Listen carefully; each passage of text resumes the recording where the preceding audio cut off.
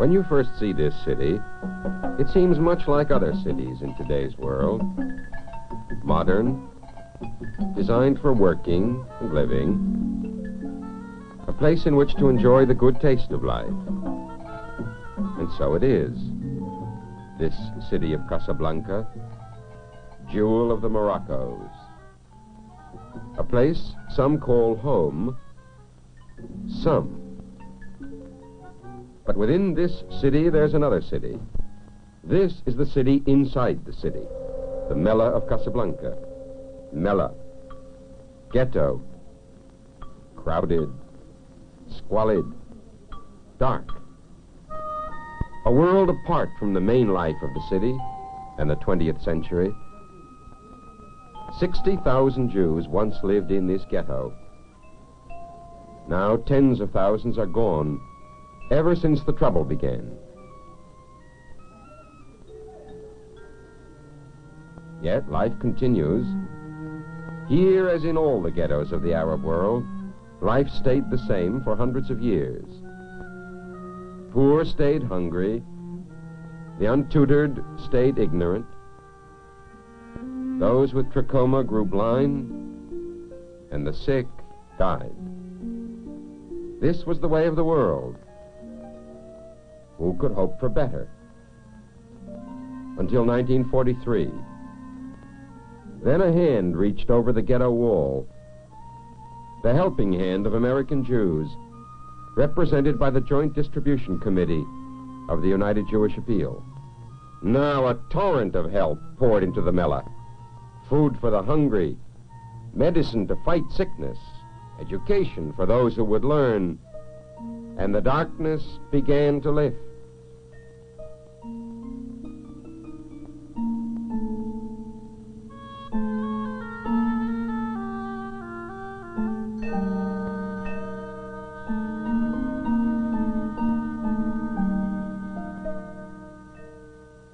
Above all, there was help for the children.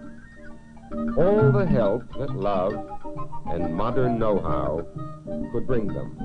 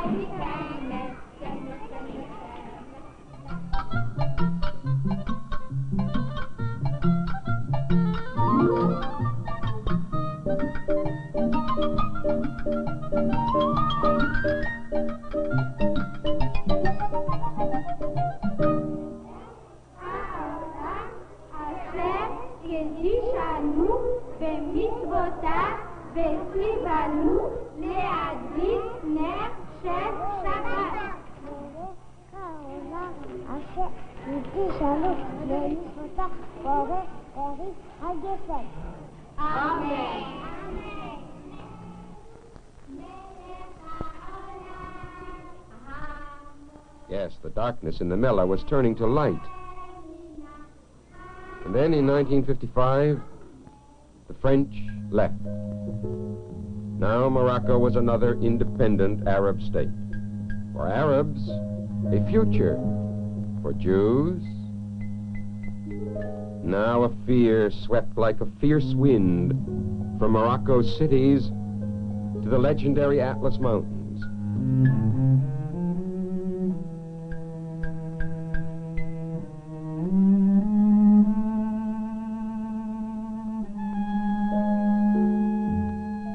It struck in towns few tourists have seen, but in which Jews have lived for hundreds of years. Towns with rich-sounding names and just a dirt road down the middle. Agouim, a few hundred miles and 20 centuries from Casablanca. A place where Jews lived as their ancestors lived in biblical times. Farmers and herdsmen, with fields to sow and reap, cattle to feed and milk, children to raise and teach, from season to season and from generation unto generation. Agouim in the high Atlas, a place in which to live, to have friends, even Arab friends, to work, to use one's skill, to earn one's bread, to study the law, and to give thanks to the Eternal.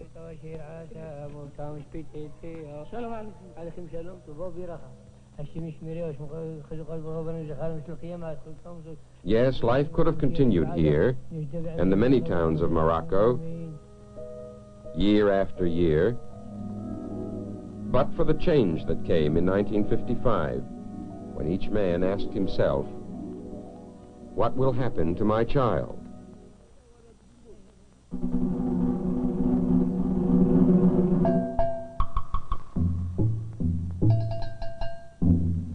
This is Agouim on a special day, when young men came to talk with the elders and make arrangements for a going out, for an exodus, even as in the days of old, when the house of Israel marched forth from bondage in Egypt. The doctor, he who inscribes the papers, the photographer, all have much to do to prepare for the day of departure.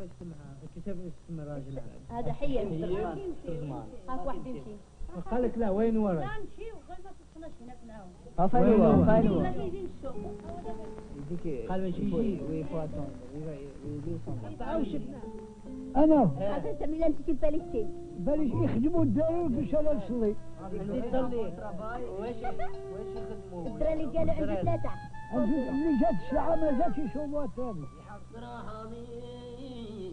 There are other duties to be attended to. A farewell visit to the graves of the fathers.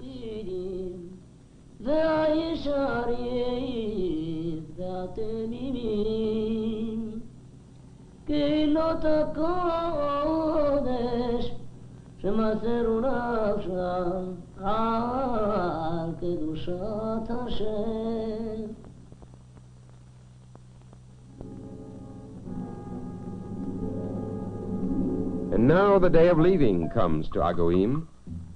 By night, not a Jew will be left to call this place home.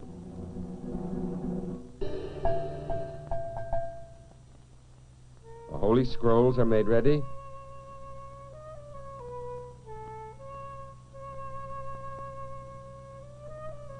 The signs on the doorposts which are commanded are not forgotten.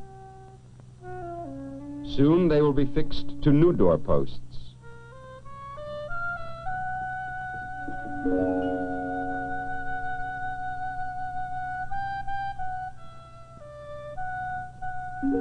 And the scrolls will stand again in the Ark of the Lord.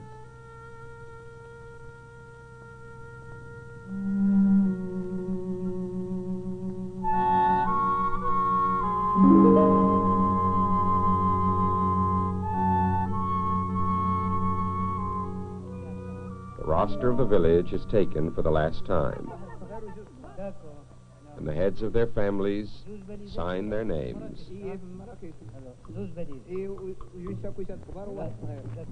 أنا ما نعرف نكتب أعمل باليهود أعمل اللي تحب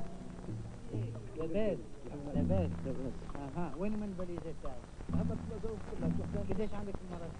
عندي ثلاثة في مراكش ولا هنا لا هنا قديش عندك بليزات؟ البليزة ديال السفارين على ثمن يعملوا على داوود ده نسيت شوفوا علينا بجوز شوفوا علينا بجوز العزيز وحده. Now the old life of the village stands, as it were, wrapped up in a few bundles, packed up in a few suitcases, and the journey to the new life begins.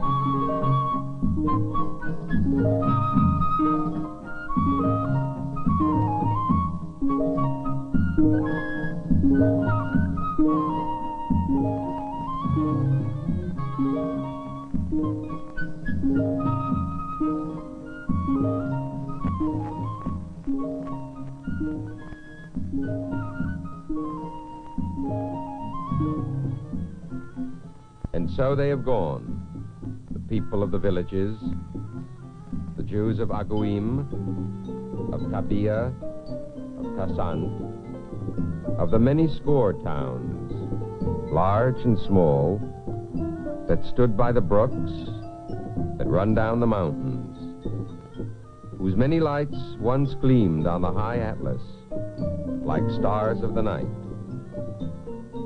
The young Jews and the old, sick and the strong,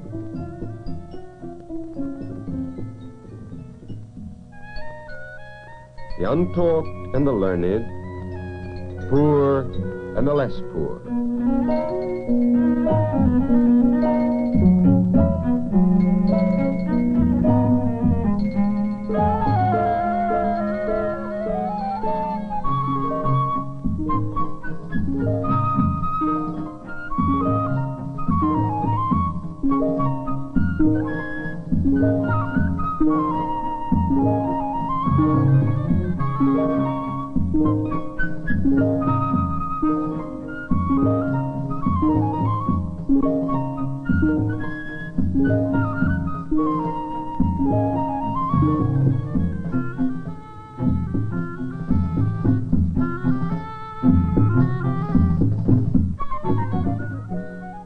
Gone down the roads that lead to the sea, gone on the great ships that sail for home,